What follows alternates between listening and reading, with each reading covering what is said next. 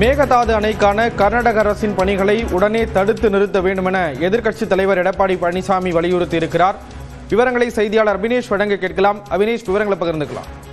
காவிரியின் குறுக்கே மேகதாதுவில் அணை கட்ட திட்ட அறிக்கையை தயாரித்து வரக்கூடிய கர்நாடக அரசு இன்று அணை கட்டுவது குறித்து அனைத்து ஏற்பாடுகளும் செய்ய 30 பேர் கொண்ட உயர்மட்ட அதிகாரிகள் குழுவை அமைத்திருப்பதாக செய்திகள் வந்திருப்பதாக தெரிகிறதாகவும், இதனால் தமிழக மக்களின் வாழ்வாதார பிரச்சனை இருக்கக்கூடிய காவிரி விவகாரத்தில் காவிரி மேலாண்மை ஆணையத்திலும் உச்சநீதிமன்றத்திலும் முதலமைச்சர் மு.க.ஸ்டாலின் உடனடியாக தலையிட்டு அதில் ஒரு முடிவெடுக்க வேண்டும் என எதிர்க்கட்சித் தலைவர் எடப்பாடி பழனிசாமி வலியுறுத்தியிருக்கிறார். குறிப்பாக திமுக ஆட்சியில் இருக்கும் போதெல்லாம் காவிரி நீர் பிரச்சனையில் தமிழ்நாட்டின் உரிமைகள் கர்நாடகத்திற்கு விட்டுக் கொடுப்பது என்பது வாடிக்கையாக விட்டது என்றும் அவர் குற்றம் சாட்டக்கூடிய நிலையில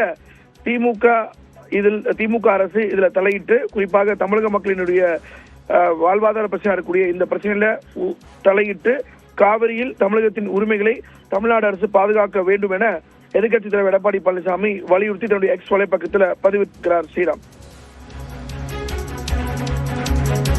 விவரங்களை வழங்கியதற்கு நன்றி அபினேஷ்.